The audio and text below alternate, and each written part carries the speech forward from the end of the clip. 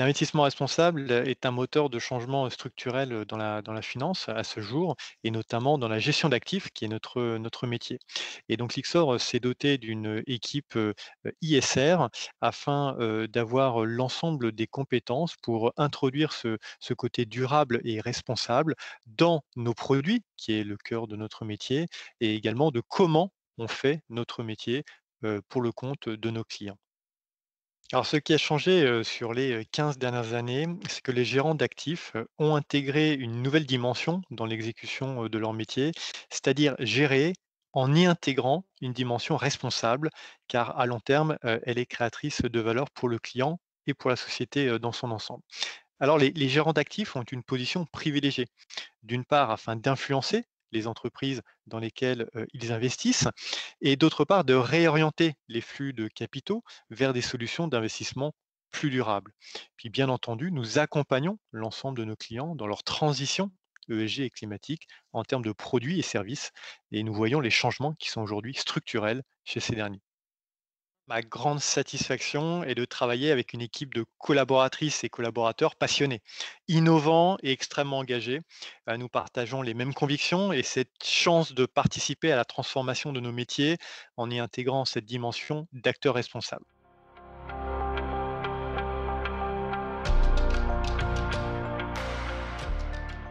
Bonjour, je m'appelle Déborah Yamtob, j'ai 34 ans. L'ISR, c'est tout ce que je connais depuis que j'ai commencé à travailler. En 10 ans, j'ai pu voir et mesurer l'importance que cela avait pris au sein des sociétés de gestion notamment, avec aussi une prise en compte de toutes ces considérations qui nous touchent aujourd'hui, telles que le réchauffement climatique, la diversité. C'est une satisfaction personnelle importante et la raison pour laquelle, j'ai choisi de me consacrer à ce domaine. Alors, je m'appelle Thuyen Doan, je travaille avec l'équipe ISR, donc j'ai un parcours plutôt atypique puisque, j'ai une expérience de conseil en stratégie et transformation des organisations, et je travaille depuis 1 an sur les problématiques qui sont liées au réchauffement climatique. Je m'appelle Mouad Adioui et je suis en charge essentiellement de la partie produit et intégration des critères ESG dans les stratégies d'investissement. Donc, j'ai commencé à m'intéresser à l'ISR après la COP 21 qui a eu lieu en décembre 2015 à Paris. Et je me rappelle très bien que l'entreprise dans laquelle je travaillais à l'époque devait intégrer les critères ESG, c'est-à-dire les critères d'analyse environnementale, sociale et de gouvernance dans l'analyse des portefeuilles. Et c'est à ce moment-là où j'ai commencé à m'intéresser au sujet. Pour moi, travailler chez Lyxor Asset Management et spécifiquement dans l'équipe ISR, c'est s'engager en faveur d'une finance durable et également chercher à établir plus d'impact positif sur les territoires, sur les gens et sur la planète en général. Et quand je fais ça, je me sens en phase avec mes convictions personnelles. Donc, j'ai passé 10 ans dans le monde de la banque de financement. J'ai compris en fait que c'était le moment pour moi de changer et de m'investir justement dans ce nouveau domaine qui est l'ISR, parce que j'étais assez consciente qu'il était en train de s'opérer un changement dans le domaine de la finance sur ces sujets-là. Aujourd'hui, je suis en charge de l'évaluation des métriques ESG et climat sur l'ensemble de nos véhicules d'investissement, ainsi que les rapports extra-financiers associés. Bonjour, je m'appelle Paul Marouzet, je suis analyste ISR au sein de l'équipe ISR, donc investissement socialement responsable de l'IXOR. Plus spécifiquement, je m'occupe des sujets de vote et d'engagement. Donc, j'analyse tout un univers de sociétés en Europe, aux États-Unis ainsi qu'au Japon. Alors, en posant beaucoup de questions aux sociétés pendant nos meetings d'engagement avec les membres du conseil d'administration ou des membres du comité exécutif, ou des personnes en charge du développement durable, au sein de l'entreprise. Nous les faisons parfois réfléchir à certains sujets qu'ils ont pas toujours pris en compte, donc ça leur permet de revoir, leur stratégie.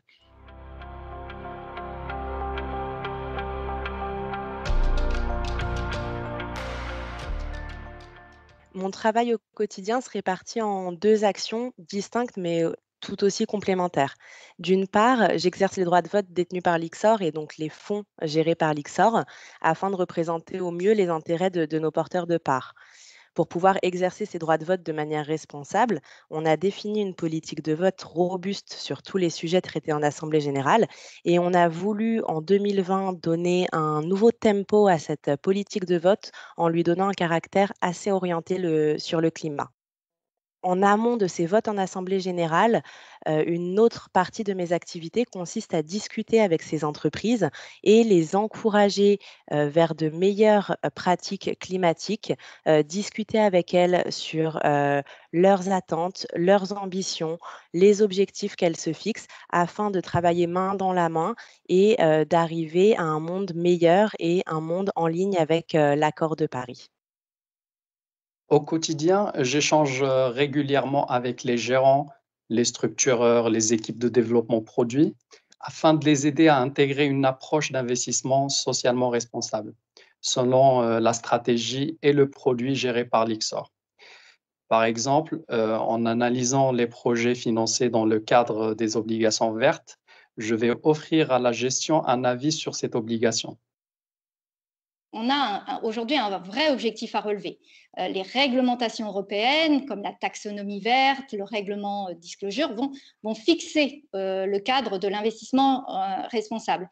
Et cela va même pousser les acteurs de la finance et les entreprises à déclarer notamment la part liée à leurs activités durables. Aujourd'hui, je pense que la mesure est quelque chose d'essentiel. Ce qui ne se mesure pas se pilote pas.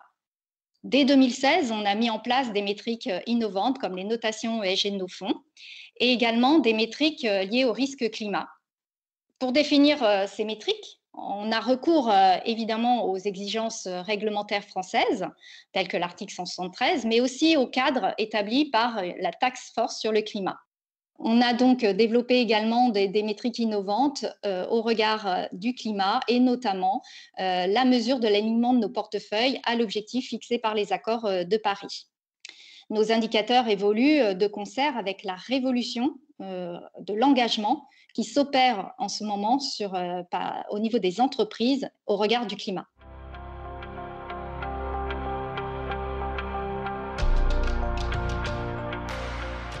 L'une des difficultés que je rencontre au quotidien est le fait de devoir convaincre et éduquer les différents partenaires. Les éduquer d'abord pour adopter des pratiques et des stratégies d'investissement responsables, surtout que ces interlocuteurs ont des backgrounds qui sont divers et variés. En général, ils ont des formations qui sont financières très classiques et donc les échanges sont très riches. Les sujets climatiques, c'est très compliqué dans tous les secteurs et industries. Donc, si on prend par exemple, le secteur de l'automobile, le secteur pharmaceutique, le secteur de la chimie, la logistique, le gaz et le pétrole, tous ces sujets ont des caractéristiques, au niveau du climat et de la décarbonation qui sont, très différents.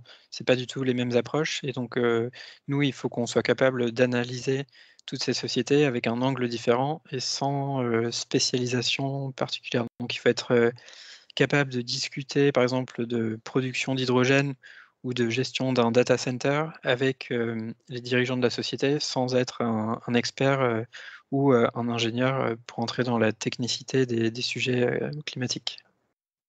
Alors, je dirais que le chemin vers l'atteinte des objectifs de l'accord de Paris, c'est un chemin qui est semé d'embûches. Pour moi, la principale difficulté sur un tel projet, c'est de traduire des investissements, c'est-à-dire des euros ou des dollars, en impact sur le climat, et finalement, se poser la question, quand on investit, quelle est notre part de responsabilité? En quoi est-ce qu'on va contribuer au réchauffement climatique?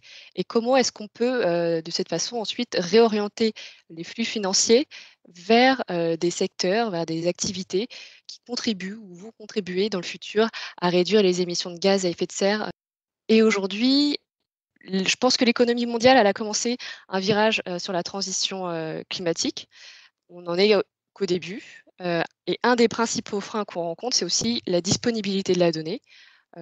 Comment est-ce qu'on peut mesurer l'impact de nos investissements si, les entreprises dans lesquelles on investit, elles ne communiquent pas elles-mêmes sur l'impact de leurs activités sur le réchauffement climatique? Une grande satisfaction dans mon métier aujourd'hui, c'est de constater que ces sujets ESG intéressent de plus en plus de monde au sein de l'IXOR. que nous sommes de plus en plus sollicités sur l'intégration de facteurs ESG dans nos solutions d'investissement et pour produire des rapports ESG et climat dédiés pour des clients. À titre d'exemple, on a mis en place un outil qui permet donc de simuler un portefeuille et d'en sortir les métriques que l'on calcule, donc aussi bien sur l'ESG, les controverses, les empreintes carbone et toutes les autres mesures relatives au climat, dont l'alignement de nos portefeuilles à l'objectif des accords de Paris.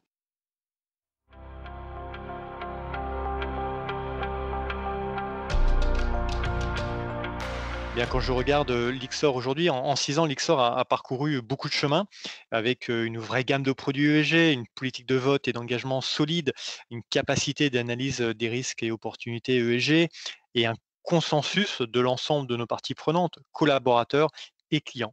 Alors la tendance, on l'a bien compris, elle est significativement croissante pour toutes les typologies de clients, du fonds de pension, de assureurs qui gèrent des centaines de milliards d'euros à l'épargnant privé en passant par les clients de la banque privée. Cela impacte absolument toutes les tranches de clients.